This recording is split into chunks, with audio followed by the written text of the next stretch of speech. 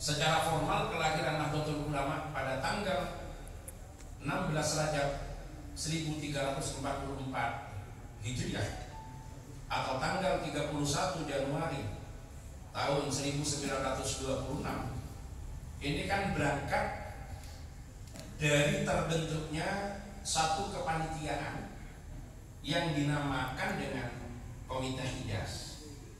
Kenapa ada kepanitiaan yang dinamai dengan Komite Hijaz, Panitia Hijaz? Karena kepanitiaan ini adalah yang bertugas untuk mengupayakan berangkatnya Kiai Haji Abdul Wahab Hasbullah mengikuti konferensi Islam internasional yang digelar di Saudi Arabia.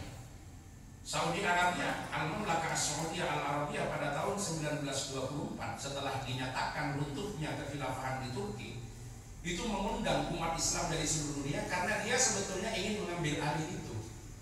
Yang pada awalnya kekhilafan yang ada di Turki itu ingin diambil alih sehingga kekuasaan umat Islam itu berada di Saudi Arabia. Awalnya ke sana. Diundanglah dari berbagai negara, tetapi dari Indonesia itu punya misi sendiri. Ya waktu itu belum ada Indonesia ya, dari Nusantara. Ya masih Hindia Belanda pemerintahannya. Ulama Nusantara ini punya pandangan sendiri. Dari pemerintah Hindia Belanda ini sudah menetapkan akan ada 3 orang yang akan diberangkatkan. Yang pertama adalah Haji Umar Said Cokro Aminoto, host Cokro Aminoto, mewakili Serikat Islam. Yang kedua adalah Kiai Haji Mas Mansur, mewakili Muhammadiyah. Dan yang ketiga Kiai Haji Abdul Wahab Hasbullah, mewakili ulama pesantren. NU belum ada. Muhammadiyah sudah ada, Serikat Islam sudah ada, Persis sudah ada pada waktu itu. Nah, karena intrik-intrik tertentu, ternyata nama Kiai Haji Abdul Wahab Hasbullah ini hilang. Jadi tidak jadi sebagai delegasi yang akan diberangkatkan oleh pemerintah Hindia Belanda. Tidak jadi. Kenapa? Karena tidak mewakili organisasi. Nah, inilah kemudian menjadi semangat yang menyatukan para ulama-ulama pesantren di seluruh Indonesia untuk berupaya tetap memberangkatkan Kiai Haji Abdul Wahab Hasbullah mengikuti konferensi itu. Tujuannya apa?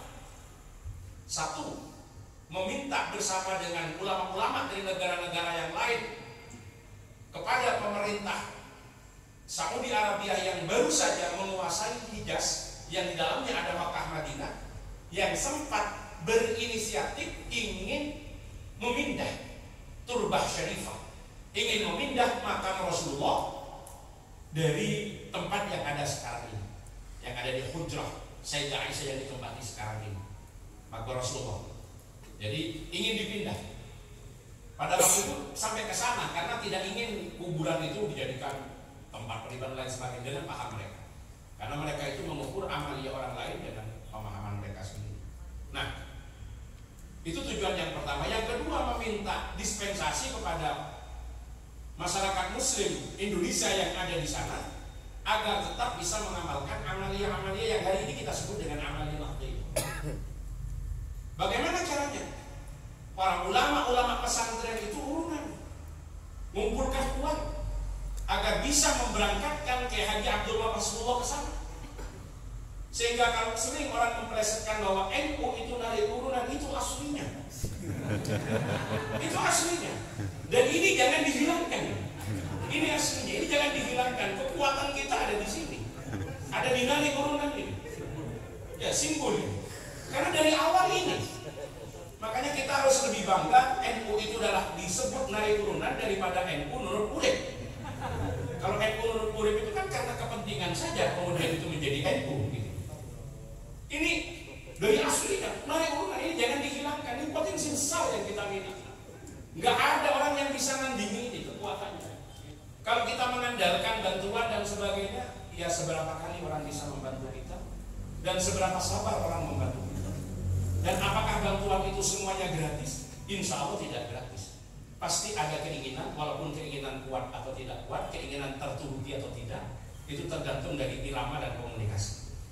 Tetapi keinginan pasti ada. Akan tetapi ketika narik urunan ini yang digalakkan, nggak ada kepentingan itu. Gak ada. Dan kita gak punya beban moral dan tidak perlu balas budi.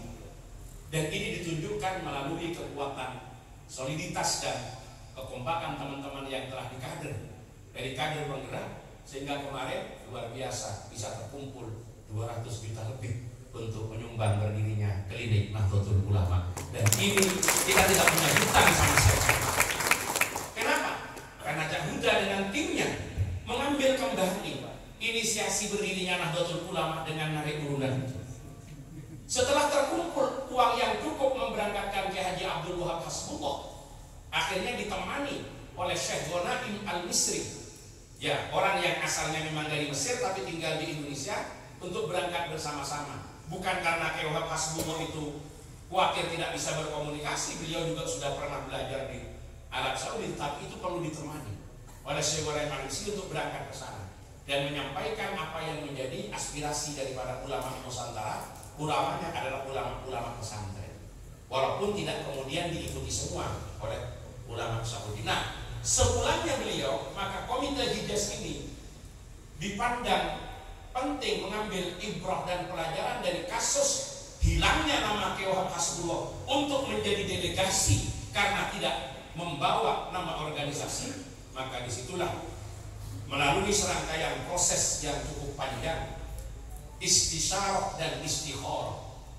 Istisyarah Kiai Hasyim Asy'ari bersama para ulama yang lain dan meminta petunjuk kepada guru beliau, yaitu Syekhona Muhammad Khalil bin Abdul Latif Al-Bankalani, yang diminta untuk beristikharah, yang kemudian dari hasil istikharah Syekhona Muhammad Khalil bin Abdul Latif Al-Bankalani mengutus santrinya yang bernama Raden Kiai Haji As'ad Samsul Arifin untuk menyampaikan hasil istikharah dengan mengantarkan tasbih dan tongkat kepada Kiai Haji Muhammad Hasyim Asy'ari sebagai tanda bahwa diizinkan untuk mendirikan organisasi di Indonesia. Dan beliaunya berangkat dari komite Hijaz yang di situ sudah terbentuk sebelumnya. Ini berdiri merespon persoalan-persoalan faham dan